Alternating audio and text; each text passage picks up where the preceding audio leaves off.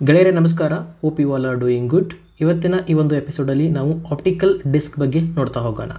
ನಮ್ಮ upcoming exam ದೃಷ್ಟಿಯಿಂದ important ಆಗಿರ್ತಕ್ಕಂಥ ಟಾಪಿಕ್ ಇದಾಗಿರ್ತದೆ. ಇದಕ್ಕಿಂತ ಮುಂಚೆ ಟಾಪಿಕ್ 1 ಅನ್ನು ಆಲ್ರೆಡಿ ಡಿಸ್ಕಸ್ ಮಾಡಿದ್ದೀವಿ. ಅದರಲ್ಲಿ ಪ್ರಮುಖವಾಗಿ ಕಂಪ್ಯೂಟರ್ ಜನ್ರೇಷನ್ಗಳು ಅಥವಾ ಅವುಗಳಲ್ಲಿ ಯಾವ ಟೆಕ್ನಾಲಜಿಯ ಬಳಕೆ ಆಗಿದೆ, ಹಾಗೆ ಪ್ರತಿಯೊಂದು ಜನ್ರೇಷನಲ್ಲಿ ಬಂದಿರತಕ್ಕಂಥ ಇಂಪಾರ್ಟೆಂಟ್ ಕಂಪ್ಯೂಟರ್ಸ್ಗಳು ಯಾವುದು, ಹಾಗೆ ಜಗತ್ತಿನಲ್ಲಿ ಮೊದಲ ಲ್ಯಾಪ್ಟಾಪ್, ಮೊದಲ PC, ಮೊದಲ ಡಿಜಿಟಲ್ ಕಂಪ್ಯೂಟರ್, ಈ ರೀತಿಯಾಗಿ ಹಲವಾರು ವಿಷಯಗಳ ಬಗ್ಗೆ ನಾವು ಡಿಸ್ಕಸ್ ಮಾಡಿದ್ದೀವಿ. ನೀವೇನಾದರೂ ಇನ್ನೂ ಅದನ್ನು ನೋಡಿಲ್ಲ ಅಂದರೆ ಡಿಸ್ಕ್ರಿಪ್ಷನಲ್ಲಿ ಲಿಂಕ್ ಇರುತ್ತೆ, ನೋಡ್ಬೋದು. Okay, so without making further delay let start with the today's video. Optical disc. So ಈ ಆಪ್ಟಿಕಲ್ ಡಿಸ್ಕ್ ನೋಡಲಿಕ್ಕೆ ಯಾವ ರೀತಿ ಇರ್ತದೆ ಅಂತ ಸ್ಕ್ರೀನ್ ಮೇಲೆ ನೋಡ್ತಾ ಇದ್ದೀರಲ್ಲ, this is the best example for optical disc. ಪ್ರಮುಖವಾಗಿ ಯಾವೆಲ್ಲ ಬರ್ತಾವಪ್ಪ ಈ ಆಪ್ಟಿಕಲ್ ಡಿಸ್ಕಲ್ಲಿ ಅನ್ನೋದನ್ನು ನೋಡೋದಾದರೆ, ಫಸ್ಟ್ ಬರೋದು CD, ಆಮೇಲೆ DVD, ಆಮೇಲೆ BRD, ಹಾಗೆ ಕೊನೆಯದಾಗಿ HVD. ಪ್ರಮುಖವಾಗಿ ಈ 4 ಬರ್ತಾವೆ ಆಪ್ಟಿಕಲ್ ಡಿಸ್ಕ್ ಅಂತ ಬಂದಾಗ. ಓಕೆ, ಎಕ್ಸಾಮ್ ದೃಷ್ಟಿಯಿಂದ ಇವುಗಳ ಎಕ್ಸ್ಪಾನ್ಷನನ್ನು ಕೇಳ್ತಾರೆ, ನೆನ್ಪಿಟ್ಕೋಬೇಕು. CD ಅಂತ ಬಂದರೆ ಕಾಂಪ್ಯಾಕ್ಟ್ ಡಿಸ್ಕ್ ಅಂತ ಅದರ ಹೆಸರು, compact disc. Second one DVD, ಇದರ full form digital versatile disc. ಕೊನೆಯದರಲ್ಲಿ ಎಲ್ಲದಕ್ಕೂ ಡಿಸ್ಕ್ ಅಂತ ಕಾಮನ್ ಆಗಿ ಬರ್ತದೆ. ನೆಕ್ಸ್ಟ್ BRD ಅಂದರೆ ಬ್ಲೂ ರೇ ಡಿಸ್ಕ್. ಓಕೆ, ಇದು ಭಾಳ ಇಂಪಾರ್ಟೆಂಟ್ ಆಗ್ತದೆ. ಸ್ಟಾರ್ ಮಾರ್ಕ್ ಅಂತ ಕೊಡ್ತೀನಿ ನಾನು, ಯಾಕಂದರೆ ನಂಗೆ ನೆನಪಿರುವಂಗೆ CD ಅಂತ ಆಲ್ರೆಡಿ ಕೇಳಿದ್ದಾರೆ ಎಕ್ಸಾಮಲ್ಲಿ, ಎಕ್ಸ್ಪಾಂಡ್ CD ಅಂತ ಹೇಳಿಬಿಟ್ಟು. ಈವನ್ DVD ಕೂಡ ಕೇಳಿದ್ದಾರೆ, ಮ್ಯಾಚ್ ದ ಫಾಲೋಯಿಂಗ್ ಅಂತ ಒಂದು ಎಕ್ಸಾಮಲ್ಲಿ. ಹಾಗೆ BRD ಅಂದರೆ ಬ್ಲೂ ರೇ ಡಿಸ್ಕ್. ಕೊನೆಯದಾಗಿ HVD ಅಂದರೆ holographic. Okay, holographic versatile disc. Okay, versatile disc. ಏನಿದ್ರೆ ಡಿಫ್ರೆನ್ಸ್, ಯಾಕೆ ಈ ರೀತಿಯಾಗಿ ಬಳಕೆ ಆಗ್ತಾ ಬಂತು ಬೇರೆ ಬೇರೆ ಡಿಸ್ಕ್ಗಳು, all those things we will discuss today. Okay, so ಇದು ಟಾಪ್ ಲೆವೆಲ್ ಆಯಿತು.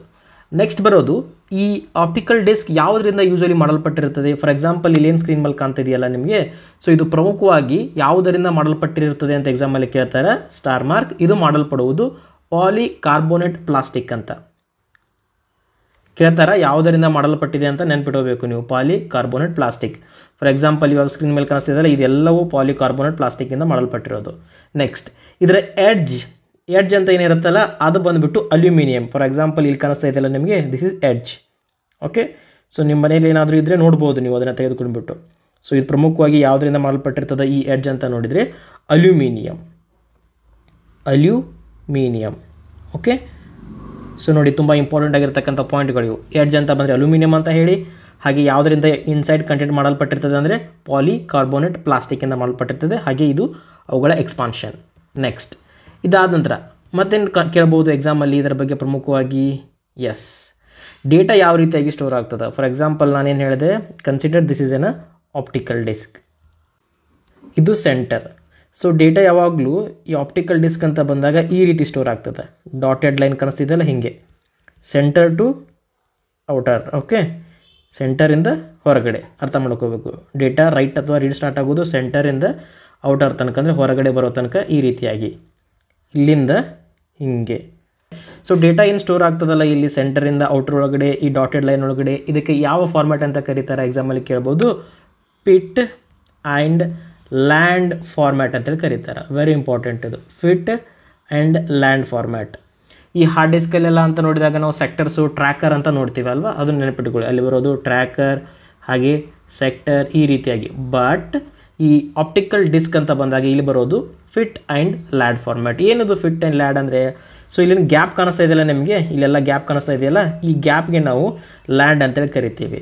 ಹಾಗೆ ಈ ಡಾಟೆಡ್ ಲೈನ್ಸ್ ಏನು ಕಾಣಿಸ್ತಾ ಇದೆಯಲ್ಲ, ಈ ರೀತಿಯಾಗಿ ಇದನ್ನು ನಾವು ಫಿಟ್ ಅಂತ ಕರಿತೀವಿ. ಅರ್ಥ ಆಗ್ತಿದೆಯಲ್ಲ? Let me tell one more time.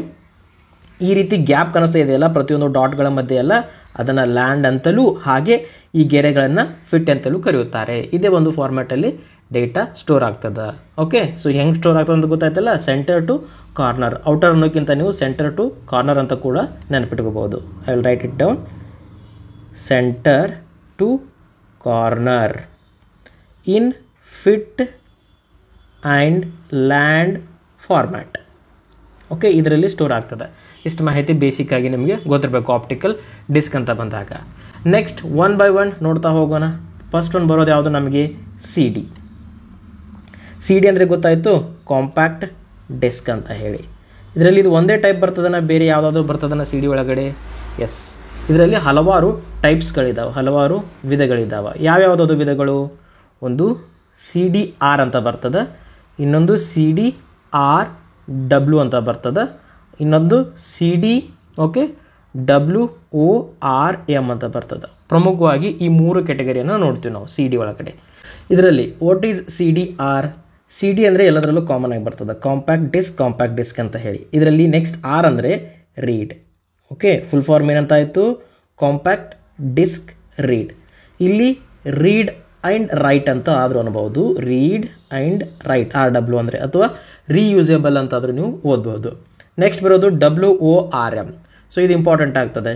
WORM ಅಂದರೆ ಏನು? Write once. ನೆಕ್ಸ್ಟ್ ಉಳಿದಿರೋದು RM. ಹಂಗಂದ್ರೆ ಏನು? Read many. Write once, read many. ಅರ್ಥ ಆಗ್ತಿದ್ದಲ್ಲ? ಎಕ್ಸ್ಪ್ಲನೇಷನ್ ಮಾಡ್ತೀನಿ ಯಾಕೆ ಈ ಥರ ಎಲ್ಲ ಬಂದಿದೆ ಅಂತ ಹೇಳ್ಬಿಟ್ಟು. Okay, first of all CDR ಅಂದರೆ compact disc read, compact disc read write, compact disc write once, read many. Okay, ಇದನ್ನು ನೆನ್ಪಿಟ್ಕೊಳ್ಳಿ ನೀವು, ಸ್ಟಾರ್ ಮಾರ್ಕ್. ಓಕೆ, ನೆಕ್ಸ್ಟ್ ಯಾಕೆ ಈ ರೀತಿ ಬಂತಿದ್ದು? ಒಂದೇ ಇತ್ತಲ್ಲ, ಕಾಂಪ್ಯಾಕ್ಟ್ ಡಿಸ್ಕ್ ಅನ್ನೋದು ಒಂದೇ ಇತ್ತು, ಇದರಲ್ಲಿ ಯಾಕೆ ರೀಡ್ ರೈಟು WRM ಎಲ್ಲ ಬಂತು? Let me take an example. First one ಏನದ ನಮ್ಮದು? CDR ಅಂತ ಅದ. CDR ಕಾಂಪ್ಯಾಕ್ಟ್ ಡಿಸ್ಕ್ ರೀಡ್ ಅಂತ ಹೇಳ್ಬಿಟ್ಟು. ಸೊ ನೀವು ಮಾರ್ಕೆಟಲ್ಲಿ CDR ಟೈಪಲ್ಲಿರ್ತಕ್ಕಂಥ ಈ ಆಪ್ಟಿಕಲ್ ಡಿಸ್ಕನ್ನು ತೆಗೆದುಕೊಂಡ್ರೆ ಅವು ಹೆಂಗಿರ್ತಾವೆ ಅಂದರೆ, you can only read it. ಅದರಲ್ಲಿ ಇರ್ತಕ್ಕಂಥ ಡೇಟಾವನ್ನು ಕೇವಲ ನೀವು ನೋಡಬಹುದು. ಯಾವುದೇ ರೀತಿಯಾಗಿರ್ತಕ್ಕಂಥ ಮಾಡಿಫೈ ಮಾಡೋಕ್ಕೆ ಆಗಲ್ಲ. ಓಕೆ, ಯಾವುದೇ ರೀತಿಯಾಗಿರ್ತಕ್ಕಂಥ ಮಾಡಿಫೈ ಆಗಲ್ಲ. ಏನು ಹಿಂಗಂದರೆ, ಸೊ ಫಾರ್ ಎಕ್ಸಾಂಪಲ್ ಇವಾಗ ಯಾವುದೋ ಒಂದು ಎಡಿಟಿಂಗ್ ಸಾಫ್ಟ್ವೇರ್ ಇದೆ ಅಂದ್ಕೊಳ್ಳಿ. ಫಾರ್ ಎಕ್ಸಾಂಪಲ್ ಇವಾಗ ನಾವು ವಿಡಿಯೋ ಮಾಡಲಿಕ್ಕೆ ನಾನು ಬಳಸೋದು ಫಿಲ್ಮೋರಾ ಅಂತ ಹೇಳಿ. ಓಕೆ, ಫಿಲ್ಮೋರಾದವ್ರು ಏನು ಮಾಡ್ತಾರೆ? ಒಂದು ಡಿಸ್ಕನ್ನು ಕೊಡ್ತಾರೆ, ಅದನ್ನು ಪರ್ಚೇಸ್ ಮಾಡಿದರೆ. ಆ ಡಿಸ್ಕ್ ಒಳಗಡೆ ಏನಿರ್ತದೆ? ಫಿಲ್ಮೋರಾ ಅಪ್ಲಿಕೇಶನ್ ಇರ್ತದೆ, ಅದಕ್ಕೆ ಸಂಬಂಧಪಟ್ಟಿರ್ತಕ್ಕಂಥ ಫೈಲ್ಸ್ ಇರ್ತದೆ, ಇನ್ಸ್ಟಾಲೇಬಲ್ ಫೈಲ್ ಅಥವಾ MSIR EXE ಈ ಥರ ಆಗಿರ್ತಕ್ಕಂಥ ಫೈಲ್ಗಳಿರ್ತಾವೆ. ಆ ಫೈಲ್ಗಳನ್ನು ನೀವು ಮಾಡಿಫೈ ಮಾಡೋಕ್ಕಾಗಲ್ಲ, ಅಂದರೆ ಡಿಲೀಟ್ ಮಾಡೋಕ್ಕಾಗಲ್ಲ, ಎಡಿಟ್ ಮಾಡೋಕ್ಕಾಗಲ್ಲ, ಏನೂ ಮಾಡೋಕ್ಕಾಗಲ್ಲ. ಜಸ್ಟ್ ಆ ಫಿಲ್ಮೋರಾ ಅಪ್ಲಿಕೇಶನನ್ನು ಆಪ್ಟಿಕಲ್ ಡಿಸ್ಕ್ ಬಳಕೆ ಮಾಡ್ಕೊಂಡು ಜಸ್ಟ್ ಇನ್ಸ್ಟಾಲ್ ಮಾಡ್ಕೋಬೋದು, ಅದನ್ನು ಬಳಕೆ ಮಾಡಬಹುದು. ಸೊ ಏನಾದರೂ ಬದಲೇ ಮಾಡ್ತೀವಿ ಅಥವಾ ಅದರ ಏನಾದರೂ ಪರ್ಫಾರ್ಮೆನ್ಸ್ ಇಂಪ್ರೂವ್ಮೆಂಟ್ ಮಾಡ್ತೀವಿ ಫಿಲ್ಮೋರಾ ಅಪ್ಲಿಕೇಶನ್ಸ್, ಯಾವುದೇ ರೀತಿಯಾಗಿರ್ತಕ್ಕಂಥ ಚಟುವಟಿಕೆಗಳನ್ನು ನಿಮಗೆ ಮಾಡಲಿಕ್ಕೆ ಆಗಲ್ಲ. ಜಸ್ಟ್ ಆಪ್ಟಿಕಲ್ ಡಿಸ್ಕ್ ತರೋದು, ಅಂದರೆ ಈ ಕಾಂಪ್ಯಾಕ್ಟ್ ರೀಡ್ ಡಿಸ್ಕ್ ತರೋದು, ಅದರಲ್ಲಿರ್ತಕ್ಕಂಥ ಅಪ್ಲಿಕೇಶನ್ಗಳನ್ನು ಇನ್ಸ್ಟಾಲ್ ಮಾಡ್ಕೊಳ್ಳೋದು. ಯಾವುದೇ ರೀತಿಯಾಗಿರ್ತಕ್ಕಂಥ ಮಾಡಿಫಿಕೇಷನ್ಗೆ ಅವಕಾಶ ಕೊಟ್ಟಿರೋದಿಲ್ಲ. ಓಕೆ, ಬೆಸ್ಟ್ ಎಕ್ಸಾಂಪಲ್ ಫಿಲ್ಮೋರಾ ಅಂತ ಕೊಟ್ಟೆ ನಿಮಗೆ. ಅರ್ಥ ಆಗ್ತಿದೆಯಲ್ಲ? ನೆಕ್ಸ್ಟ್ ಎರಡನೇದು ಯಾವುದು? ಎರಡನೇದು ಬರೋದು CDRW. ಹಿಂಗಂದ್ರೆ ಏನು? ರೀಡ್ ಆ್ಯಂಡ್ ರೈಟ್ ಅಂದರೆ ನೋಡಲೂಬಹುದು, ಮಾಡಿಫೈನು ಮಾಡಲೂಬಹುದು ಅಂತ ಹೇಳಿ. ನೋಡಲೂಬಹುದು ಹಾಗೆ ಮಾಡಿಫೈ ಮಾಡಲೂಬಹುದು, ಎರಡಕ್ಕೂ ರೈಟ್ ಮಾರ್ಕ್. ಏನದಕ್ಕೆ ಬೆಸ್ಟ್ ಎಕ್ಸಾಂಪಲ್? ಫಾರ್ ಎಕ್ಸಾಂಪಲ್ ಇವಾಗ ನೀವು ಮಾರ್ಕೆಟ್ಗೆ ಹೋದ್ರಿ, CDRW ಅಂತಕ್ಕಂಥ ಡಿಸ್ಕನ್ನು ಪರ್ಚೇಸ್ ಮಾಡಿದ್ರಿ. ಸೊ ಅದರಲ್ಲಿ ಏನಾಗ್ತದೆ? ಫಸ್ಟ್ ನೀವೇನು ಹೇಳ್ತೀರಾ? ಇಲ್ಲ ನಮಗೊಂದು ಅದರಲ್ಲಿ ಮೂವಿ ಹಾಕಿಕೊಡಿ ಅಂತ ಹೇಳ್ತೀರಾ. ಫಾರ್ ಎಕ್ಸಾಂಪಲ್ ಇವಾಗ ರೀಸೆಂಟಾಗಿ ರಿಲೀಸ್ ಆಗಿದೆಯಲ್ಲ ಕೃಷ್ಣ ಪ್ರಣಯ ಸಖಿ ಮೂವಿ ಹಾಕ್ಕೊಡು ಅಂತ ಹೇಳ್ತೀರಿ. ಓಕೆ, ಅವ್ರೇನು ಮಾಡ್ತಾರೆ? ಆ ಮೂವಿಯನ್ನು ಅದರಲ್ಲಿ ಹಾಕಿಕೊಡ್ತಾರೆ, ಆ CDಯಲ್ಲಿ. ಮನೆಗೆ ಬರ್ತೀರಾ, ಮೂವಿಯನ್ನು ನೋಡ್ತೀರಾ, ಬಟ್ ಆಮೇಲೆ ಅನಿಸುತ್ತೆ ಓಕೆ ಈ ಮೂವಿ ನೋಡಿದ್ದೀನಿ ನಾನು, ಇನ್ನೊಂದು ಮೂವಿ ನೋಡಬೇಕಾಗಿತ್ತಲ್ಲ, ಭೀಮ್ ಮೂವಿ ರಿಲೀಸ್ ಆಗಿದೆ, ಅದನ್ನು ನೋಡಬೇಕಲ್ಲ ನಾನು. ಸೊ ಹಾಗೇನು ಮಾಡ್ತಾರೆ? ಮತ್ತೆ ನೀವು ಅದೇ ಶಾಪಿಗೆ ಹೋಗ್ತೀರಾ, ಸರ್ ನಮಗೆ ಕೃಷ್ಣ ಪ್ರಣಯ ಸಖಿ ಡಿಲೀಟ್ ಮಾಡಿ ಭೀಮ್ ಮೂವಿಯನ್ನು ಹಾಕಿಕೊಡಿ ಅಂತ ಹೇಳ್ತೀರಾ. ಓಕೆ, ಅದಕ್ಕೇನು ಮಾಡ್ತಾರೆ ಅವರು? ಈ ಮೂವಿಯನ್ನು ಡಿಲೀಟ್ ಮಾಡ್ತಾರೆ, ಇದನ್ನು ಹಾಕಿಕೊಡ್ತಾರೆ. ಸೊ ಅದರಿಂದ ಏನು ಅರ್ಥ ಆಗ್ತಾ ಇದೆ ನಮಗೆ? We can read the data and also we can write the data. ಎರಡಕ್ಕೂ ಅವಕಾಶ RWL ಕೊಟ್ಟಿದ್ದಾರೆ. ಬಟ್ CDR ಅಂತ ನೋಡಿದಾಗ ಓನ್ಲಿ ರೀಡ್, ಅದನ್ನು ಡಿಲೀಟ್ ಮಾಡೋದು ಅಥವಾ ಮಾಡಿಫೈ ಮಾಡೋದು ಏನು ಮಾಡೋಕ್ಕೂ ನಿಮಗೆ ಆಗೋದಿಲ್ಲ. ಸರಿನಾ? ನೆಕ್ಸ್ಟ್ ಇದಾದ ನಂತರ ಬರೋದು ನಮಗೆ CDWORM. ಏನು ಹೆಂಗಂದರೆ ರೈಟ್ ಒನ್ಸ್, ಒಂದು ಸಲ ಬರಿಬೋದು, ಹಲವಾರು ಬಾರಿ ರೀಡ್ ಮಾಡ್ಬೋದು. Right once, read many. Okay, right once, read many. ಇದಕ್ಕೆ ಬೆಸ್ಟ್ ಎಕ್ಸಾಂಪಲ್ ಏನು? ಒಂದು ಸಲ ಬರಿಬೋದಂತೆ, ಬಟ್ ತುಂಬ ಸಲ ಅದನ್ನು ರೀಡ್ ಮಾಡ್ಬೋದಂತೆ. ಫಾರ್ ಎಕ್ಸಾಂಪಲ್ ಇದಕ್ಕೆ ನಾವು ಮ್ಯೂಸಿಕ್ಕನ್ನು ತಗೋಬೋದು. ಮ್ಯೂಸಿಕ್, ಓಕೆ, ಯಾವುದೋ ಒಂದು ಮ್ಯೂಸಿಕ್ ಸಾಂಗ್ ರಿಲೀಸ್ ಆಯಿತು, ಅದು ತುಂಬ ಹಿಟ್ ಆಯ್ತು ಅಂದ್ಕೊಳ್ಳಿ. ಓಕೆ, ತುಂಬ ಹಿಟ್ ಆಯಿತು. ಸೊ ಅವಾಗೆಲ್ಲ ಮುಂಚೆ ಎಲ್ಲ ಏನು ಮಾಡ್ತಾಯಿದ್ರು? ಅವುಗಳ CD ಕ್ಯಾಸೆಟನ್ನು ಮಾಡ್ತಾಯಿದ್ರು, CDಯನ್ನು ಮಾಡಿಬಿಡ್ತಾಯಿದ್ರು. ಅವಾಗ ಏನಾಗ್ತಾಯಿತ್ತು? CD ಒಳಗಡೆ ಒನ್ ಟೈಮ್ ಆ ಹಾಡನ್ನು ಫೀಡ್ ಮಾಡ್ತಾಯಿದ್ರು, ಆ ಸಾಂಗನ್ನು one time. That is right once ಅಂತ, ಒನ್ ಟೈಮ್. ಆಮೇಲೆ ಅದನ್ನು ಎಷ್ಟು ಬೇಕಾದ ನಾವು ನೋಡ್ಬೋದಾಗಿತ್ತಲ್ಲ, ಎಷ್ಟು ಬೇಕಾದ ಅದನ್ನು ನೋಡ್ಬೋದು. ಫಾರ್ ಎಕ್ಸಾಂಪಲ್ ಯಾವುದೋ ಒಂದು ಆಗಿನ ಕಾಲದಲ್ಲಿ ಟೇಕ್ ಎನ್ ಎಕ್ಸಾಂಪಲ್ ಆಫ್ ಯಜಮಾನ ಮೂವಿ. ಓಕೆ, ಯಜಮಾನ ಆ ಮೂವಿ ಒಳಗಿನ ಸಾಂಗ್ಸ್ಗಳನ್ನು ನಾವು ಎಲ್ಲರೂ ಇಷ್ಟಪಡ್ತಿದ್ವಿ ಆವಾಗ. ಓಕೆ, ಸೊ ಆವಾಗ ಏನಾಯಿತು, ಒಂದು ಸಿ ಡಿ ತೊಗೊಳ್ಳೋದು, ಆ ಸಿ ಡಿ ಒಳಗಡೆ ಆ ಮೂವಿಯಲ್ಲಿ ಇರ್ತಕ್ಕಂಥ ಎಲ್ಲ ಸಾಂಗ್ಸ್ಗಳನ್ನು ಸೇರಿಸೋದು ಈಸ್ ನಥಿಂಗ್ ಬಟ್ ರೈಟ್, ಬರೆಯೋದು. ಒಂದು ಸಲ ಮಾತ್ರ ಬರಿತಾ ಇದ್ವಿ. ಓಕೆ, ಆ ಬರೆದದ್ದನ್ನು ಮನೆಗೆ ಬಂದು ಏನು ಮಾಡ್ತಾಯಿದ್ವಿ ನಾವು, ಬೆಳಗ್ಗೆನೂ ಕೇಳ್ತಾ ಇದ್ವಿ. ಓಕೆ, ಮಧ್ಯಾಹ್ನ ಕೇಳ್ತಾ ಇದ್ವಿ, ಹಾಗೆ ರಾತ್ರಿ ಕೂಡ ಕೇಳ್ತಾ ಇದ್ವಿ. ಸೊ ಒಂದು ಸಲ ಬರೆದಿರೋ ಸಾಂಗನ್ನು ಪದೇ ಪದೇ, that is write to once, read many, ಈ ರೀತಿಯಾಗಿ ನೀವು ಅರ್ಥ ಮಾಡ್ಕೋಬೇಕು. ಮೋರ್ ಓವರ್ ಈ ಸಿ ಡಿ ಅಂತಕ್ಕಂಥ ಕಾನ್ಸೆಪ್ಟ್ ಇವಾಗ ಆಲ್ರೆಡಿ ಒಬ್ಸ್ಲೇಟ್ ಆಗಿದೆ, ಜಾಸ್ತಿ ಜನ ಇದನ್ನು ಬಳಕೆ ಮಾಡಲ್ಲ. Just for our exam purpose ಇದನ್ನು ನಾವು ರೀಡ್ ಮಾಡಬೇಕಾಗ್ತದೆ. ಓಕೆ, ಈ ರೀತಿಯಾಗಿ CDRW ಆ್ಯಂಡ್ CDWORM. ಹೋಪ್ ನಿಮಗೆ ಕ್ಲಿಯರ್ ಆಯಿತು ಅಂತ ಅನ್ಕೊತೀನಿ. Next, what is the capacity of the C D? Okay, first start ಆಗಿರೋದು ಈ ಆಪ್ಟಿಕಲ್ ಡಿಸ್ಕಲ್ಲಿ ಸಿ ಡಿ ಅಂತ ಹೇಳಿ. ಸೊ ಎಷ್ಟದ ಇದ್ರ ಕೆಪಾಸಿಟಿ ಮ್ಯಾಕ್ಸಿಮಮ್ 700 MB. ಸೊ ಇದಕ್ಕಿಂತ ನಿಮಗೆ ಜಾಸ್ತಿ ಡೇಟಾವನ್ನು ಆ್ಯಡ್ ಮಾಡೋಕ್ಕಾಗ್ತಿರಲಿಲ್ಲ. ಸೊ ಮುಂಚೆಲ್ಲ ಏನಾಗ್ತಾ ಇತ್ತು ಅಂದರೆ, ನಾಟ್ ನಾವು 20-25 ಇಯರ್ಸ್ ಬ್ಯಾಕ್ ಏನಾಗ್ತಾ ಇತ್ತು ಅಂದರೆ, ಯಾವುದಾದ್ರೂ ಒಂದು ಹೊಸದಾಗಿ ಮೂವಿ ಬಂತಂದರೆ ನಾವೇನು ಮಾಡ್ತಾ ಇದ್ವಿ, ಸಿ ಡಿ ಒಳಗಡೆ ಹಾಕ್ಕೊಂಡು ಬರ್ತಾ ಇದ್ವಿ. ಓಕೆ, ಬಂದು ನೋಡ್ತಾ ಇದ್ವಿ. ಬಟ್ ನಮಗೆ ಬೇರೆ ಮೂವಿ ಬೇಕು, ಅದ್ರ ಜೊತೆಗೆ ಈ ಮೊದಲೇಗಿದ್ದ ಮೂವಿನೂ ಇರಬೇಕು, ಎರಡೂ ಇರಬೇಕಂದ್ರೆ ಆ ಥರ ಆಗಿರ್ತಕ್ಕಂಥ ಕಂಡೀಷನ್ ಅವಾಗ ಮಾಡೋಕ್ಕಾಗ್ತಾ ಇರಲಿಲ್ಲ. ಯಾಕಂದರೆ ಆ ಸಿ ಡಿ ಕೆಪಾಸಿಟಿ ಇರೋದು 700 MB ಇತ್ತು. ಒಂದೇ ಮೂವಿ 600 MB ಇದೆ, ಸೆಕೆಂಡ್ ಮೂವಿ ಇನ್ನೊಂದೇನು ಹಾಕ್ಬೇಕು ಅನ್ಕೊತಿದ್ವಲ್ಲ, ಅದು ಫಾರ್ ಎಕ್ಸಾಂಪಲ್ 500 MB ಇದೆ ಅಂದ್ಕೊಳ್ಳಿ. ಸೊ ಎರಡೂ ಸೇರಿದ್ರೆ ಎಷ್ಟಾಯಿತು, 1100 MB ಆಯಿತು. ಓಕೆ, ಈ 1100 MB ಡೇಟಾವನ್ನು 700 MB ಕೆಪಾಸಿಟಿ ಇರೋ ಸಿ ಡಿಯಲ್ಲಿ ಇನ್ಸರ್ಟ್ ಮಾಡೋಕ್ಕಾಗತ್ತಾ? ಸೊ ಡೆಫಿನೆಟ್ಲಿ ಆಗಲ್ಲ.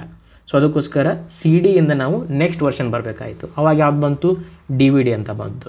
ಸೊ ಎಕ್ಸಾಮಲ್ಲಿ ಈ ಪಾಯಿಂಟನ್ನು ಕೇಳ್ಬೋದು, ನೀವು ನೆನ್ಪಿಟ್ಕೋಬೇಕಾಗ್ತದೆ. ಯಾವ್ದು ಹೇಳಿ, this is the one. Capacity ಕೇಳ್ತಾರೆ 700 MB C D capacity. Okay, 700 MB. Next, ಇದಾದ ನಂತರ ಬಂದಿರೋದು ಯಾವುದು ಹೇಳಿದೆ ನಾನು, that is DVD. Okay, let me put the heading as DVD. DVD ಅಂದರೆ ಏನಂತ ಗೊತ್ತಾಯ್ತಲ್ಲ, ಡಿಜಿಟಲ್ ವರ್ಸಟೈಲ್ ಡಿಸ್ಕ್ ಅಂತ ಹೇಳಿ. ಇವನ್ ಈ DVD ಕೂಡ ಸೇಮ್ ಕೈಂಡ್ ಆಫ್ ಕ್ಯಾಟಗರಿಗಳನ್ನ ನೋಡ್ತೀವಿ ನಾವು. ಇಲ್ಲಿ ಕೂಡ CDR, CDRW ಹಾಗೆ CDWORM. ಬಟ್ ಏನು ಇಂಪಾರ್ಟೆನ್ಸ್ ಅಪ್ಪ ಈ DVDದು ಸಿ ಡಿಗೆ ಕಂಪೇರ್ ಮಾಡಿ ನೋಡಿದಾಗ ಇದರ ಕೆಪಾಸಿಟಿ ಜಾಸ್ತಿ ಅದ. ಇದರ ಕೆಪಾಸಿಟಿ, ಸ್ಟೋರಿಂಗ್ ಕೆಪಾಸಿಟಿ ಏನದಲ್ಲ ಜಾಸ್ತಿ ಅದ. ಯಾವುದು ಕಂಪೇರ್ ಮಾಡಿ ನೋಡಿದ್ರೆ, ಸಿ ಡಿ ಕಂಪೇರ್ ಮಾಡಿ ನೋಡಿದ್ರೆ. ಫಾರ್ ಎಕ್ಸಾಂಪಲ್ ಇದಕ್ಕೆ 4.7 GB ತನಕ ಡೇಟಾವನ್ನು ಸ್ಟೋರ್ ಮಾಡಿಡ್ಬೋದಾಗಿತ್ತು ನಾವು, 4.7 GB ತನಕ. ಅದೇ ಸಿ ಡಿಯಲ್ಲಿ ಎಷ್ಟಿತ್ತು, ಜಸ್ಟ್ 700 MB ಇತ್ತು. ಸೊ DVDಯಿಂದ ನಮಗೆ ಡೆಫಿನೆಟ್ಲಿ ಯೂಸ್ ಆಯ್ತಲ್ಲ, ಒಂದೇ ಕ್ಯಾಸೆಟಲ್ಲಿ ಎರಡೆರಡು ಮೂವಿಗಳನ್ನು ಹಾಕೊಂಡು ಬರ್ತಾ ಇದ್ವಲ್ಲ ನಾವು ಮುಂಚೆ. ಯಾಕೆ, it is having a high capacity compared to the C D. ಈ ರೀತಿಯಾಗಿ ಸಿ ಡಿಯಿಂದ DVDಗೆ ಎವಾಲ್ವ್ ಆಯಿತು. ಇದ್ರ ಜೊತೆಗೆ ಇನ್ನೊಂದು ಪಾಯಿಂಟ್ ಕೂಡ ಇಂಪಾರ್ಟೆಂಟ್ ಆಗುತ್ತದೆ ಈ ಸಿ ಡಿ ಅಂತ ಬಂದಾಗ. ಏನಂತ ನೋಡಿದರೆ, ಈ ಸಿ ಡಿ ಒಳಗಡೆ ಸಿಂಗಲ್ ಲೇಯರ್ ಮತ್ತು ಡಬಲ್ ಲೇಯರ್ ಅಂತ ನೋಡ್ಬೋದು ನಾವು. ಏನಂತ ಹೇಳ್ಬೋದು, ಸಿಂಗಲ್ ಲೇಯರ್, ಇನ್ನೊಂದು ಬರೋದು ಡಬಲ್ ಲೇಯರ್ ಅಂತ ಹೇಳಿ. Okay, as A name indicate, ಒಂದು ಲೇಯರ್ ಇತ್ತಂದರೆ ಅದಕ್ಕೆ ಸಿಂಗಲ್, ಎರಡು ಲೇಯರ್ ಇತ್ತಂದರೆ ಡಬಲ್. ಏನು ಯೂಸ್ ಆಗ್ತದೆ ಸಿಂಗಲ್ ಲೇಯರ್ ಇತ್ತಂದರೆ? ಫಾರ್ ಎಕ್ಸಾಂಪಲ್ ಸಿಂಗಲ್ ಲೇಯರ್ ಇತ್ತಂದರೆ ಅದರ ಕೆಪಾಸಿಟಿ 4.7 GB ಆಗಿರ್ತದೆ. ಸಪೋಸ್ ಡಬಲ್ ಲೇಯರ್ ಇತ್ತಂದರೆ 4.7 GB ಇಂಟು 2. ಅರ್ಥ ಆಗ್ತಿದೆಯಲ್ಲ, ಇದ್ರ ಕೆಪಾಸಿಟಿ ಜಾಸ್ತಿ ಆಗ್ತಾ ಇತ್ತು. ಒಂದೇ ಪ್ಲೇಟ್ ಇರೋದು, DVD ಪ್ಲೇಯರ್ದು ಒಂದೇ ಪ್ಲೇಟ್ ಇರುತ್ತೆ ರೌಂಡಾಗಿ, ಬಟ್ ಅದಕ್ಕೆ ಎರಡು ಲೇಯರ್ ಇರುತ್ತದೆ. ಒಂದು ಲೇಯರ್ ಅಂತ ಬಂದರೆ 4.7 GB, ಎರಡು ಬಂತಂದರೆ 4.7 GB ಇಂಟು 2 ಅಂದರೆ ಟ್ವೈಸ್ ಆಗ್ತದೆ ಅಂತ ನಿಮ್ಗೆ ಅದನ್ನ ನೆನ್ಪಿಟ್ಕೋಬೇಕು. ಅರ್ಥ ಆಗ್ತಿದೆಯಲ್ಲ? ಬೆಸ್ಟ್ ಎಕ್ಸಾಂಪಲ್, ನೀವು ಫಿಲ್ಮನ್ನು ಹಾಕ್ಕೊಂಡು ಬರೋದನ್ನು ನೆನ್ಪಿಟ್ಕೋಬೋದು. ಸಿ ಡಿಯಿಂದ DVDಗೆ ಕಂಪೇರ್ ಮಾಡಿ ನೋಡಬೇಕಾದ್ರೆ ಯಾವ ರೀತಿಯಾಗಿ ಬದಲಾಯಿತು ಅಂತ ಹೇಳಿ.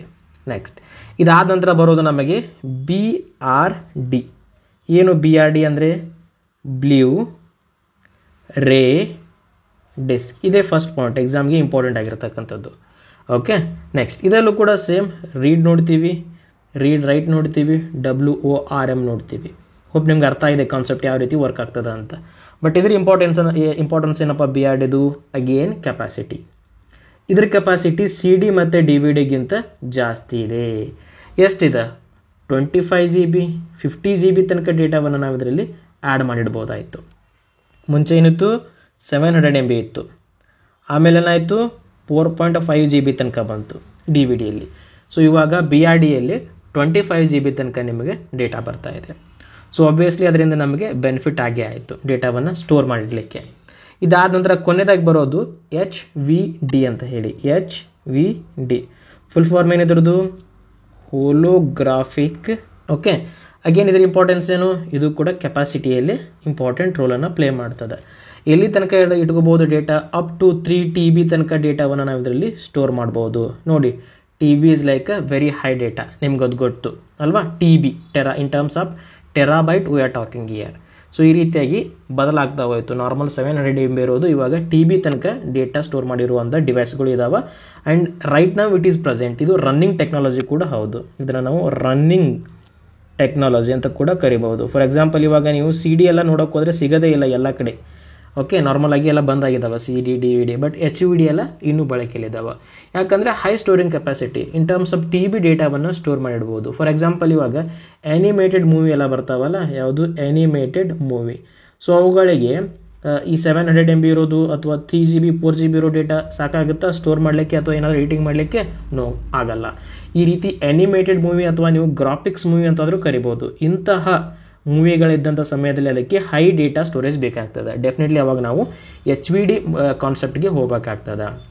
ಓಕೆ, ಫಾರ್ ಎಕ್ಸಾಂಪಲ್, ಇವಾಗ ನೀವು ಅವತಾರ್ ಮೂವಿ ತೊಗೊಳಪ್ಪ. ಯಾವುದು? Avatar movie. Okay, so it is completely animated movie. Okay, ಅಂದರೆ ಅದು ಹೈ ಡೇಟಾ ಬೇಕಂತ ಅರ್ಥ ಸ್ಟೋರ್ ಮಾಡಿಟ್ಕೊಳ್ಳೋಕ್ಕೆ. ಅಂಥ ಸಮಯದಲ್ಲಿ ನಾವು HVDಯನ್ನು ಬಳಕೆ ಮಾಡ್ಬೋದು. Another thing about HVD is ಇದನ್ನು ಕಮರ್ಷಿಯಲ್ ಆಗಿ ಜಾಸ್ತಿ ಬಳಕೆ ಮಾಡ್ತಾರೆ, ಪರ್ಸ್ನಲ್ ಯೂಸ್ಗೆ ಅಂತ ಆಗಲ್ಲ. ಇದನ್ನು ಅರ್ಥ ಮಾಡ್ಕೋಬೇಕು ನೀವು. ಪರ್ಸ್ನಲ್ ಯೂಸ್ಗೆ ತುಂಬ ಕಡಿಮೆ. ಫಾರ್ ಎಕ್ಸಾಂಪಲ್, ಮ್ಯಾಕ್ಸಿಮಮ್ ನಾವು ಯಾವುದೋ ಒಂದು ಮೂವಿ ನೋಡೋಕ್ಕೋ ಅಥವಾ ಏನೋ ಒಂದು ಗೇಮ್ ಆಡ್ಲಿಕ್ಕೋ ಮ್ಯಾಕ್ಸಿಮಮ್ ಇಂಥದ್ದು ಟಾಸ್ಕ್ಗಳಿಗೆ ಬಳಸ್ತಾ ಇದ್ರಿ, ಅದನ್ನು ನಾವು ಪರ್ಸ್ನಲ್ ಯೂಸ್ ಅಂತ ಹೇಳ್ತಿದ್ವಿ. ಪರ್ಸ್ನಲ್ ಯೂಸ್ಗೆ 3 TB 4 TB 5 TB ಅಷ್ಟೊಂದು ಅವಶ್ಯಕತೆ ಇಲ್ಲ ನಮಗೆ ಬೇಕಾಗಿರೋದು 500 GB 200 GB 300 GB. That is more than sufficient. So personal ಯೂಸ್ಗೋಸ್ಕರ ನಾವು ಇದನ್ನು ಬಳಕೆ ಮಾಡಲ್ಲ, ಕಮರ್ಷಿಯಲ್ ಯೂಸ್ಗೋಸ್ಕರ ಬಳಕೆ ಮಾಡ್ತೀವಿ. ಕಮರ್ಷಿಯಲ್ ಯೂಸ್ ಅಂತ ಹೇಳಿದ್ನಲ್ಲ, ಇವಾಗ ಆ್ಯನಿಮೇಟೆಡ್ ಮೂವಿ ಇದೆಯಪ್ಪ, ಆ ಆ್ಯನಿಮೇಟೆಡ್ ಮೂವಿನ ನಾವು ಕಮರ್ಷಿಯಲ್ ಅಂತ ಹೇಳ್ಬೋದು. ಓಕೆ, ಅರ್ಥ ಆಗ್ತಿದೆಯಲ್ಲ. ಸೊ ಈ ರೀತಿಯಾಗಿ ಆಪ್ಟಿಕಲ್ ಡಿಸ್ಕ್ ಎವಾಲ್ವ್ ಆಗ್ತಾ ಬಂತು. CD, DVD, ಬ್ಲೂರೇ ಡಿಸ್ಕ್, ಹಾಗೆ ಫೈನಲಿ ಇವಾಗ HVD. So over all thing what we discuss today, ಅದರ ಹೈಲೈಟ್ ಏನಪ್ಪ ಅಂದರೆ, ನಮಗೆ ಫಸ್ಟ್ ಸ್ಟಾರ್ಟ್ ಆಗಿದ್ದು CD, ಅದಕ್ಕಿಂತ ಜಾಸ್ತಿ ಕೆಪಾಸಿಟಿ ಬಂದಿರೋದು DVD, ಅದಕ್ಕಿಂತ ಜಾಸ್ತಿ ಇರೋದು BRD, ಹಾಗೆ ಅದಕ್ಕಿಂತ ಜಾಸ್ತಿ ಇರೋದು HVD. ಸೊ ಈ ಕಾನ್ಸೆಪ್ಟನ್ನು ಕೇಳ್ತಾರೆ, ನೆನಪಿಡಬೇಕು ಎಕ್ಸಾಮಲ್ಲಿ. ಇದೇ ಆರ್ಡ್ರಲ್ಲಿ ಬರೀಲಿಕ್ಕೆ ಬರಬೇಕು ನಿಮಗೆ. CD, DVD, BRD, HVD. ಹಾಗೆ ಡೇಟಾ ಅಂತ ಕೇಳಿದರೆ ಅದನ್ನು ಕೂಡ ನೆನಪಿಟ್ಕೊಳ್ಳಿ. ಮೊದಲು ಬರೋದು ಬಿಟ್, ಆಮೇಲೆ ಬರೋದು ಬೈಟ್, ಆಮೇಲೆ ಬರೋದು ಕಿಲೋಬೈಟ್, ಆಮೇಲೆ ಬರೋದು MB ದಟ್ ಈಸ್ ಮೆಗಾಬೈಟ್, ಆಮೇಲೆ ಬರೋದು GB ದಟ್ ಈಸ್ ಗೀಗಾಬೈಟ್. ಈ ರೀತಿಯಾಗಿ 1 2 3 4. ಸೊ ಇದನ್ನು ಕೇಳ್ಬೋದು. ಈ 4 ಕೂಡ ನೀವು ನೆನಪಿಟ್ಟು ಹೋಗಬೇಕಾಗ್ತದೆ. Okay, so this is the top level view of an optical disc. ಪ್ರಶ್ನೆಗಳನ್ನು ಎಕ್ಸ್ಪೆಕ್ಟ್ ಮಾಡ್ಬೋದು ಕೆಪಾಸಿಟಿ ವೈಸ್. ಸೊ ನೆನಪಿಟ್ಕೊಳ್ಳಿ. ವಿಡಿಯೋನ ಇಲ್ಲಿ ತನಕ ನೋಡಿರ್ತಕ್ಕಂಥ ತಮಗೆಲ್ಲರಿಗೂ ಧನ್ಯವಾದಗಳು. Thank you so much.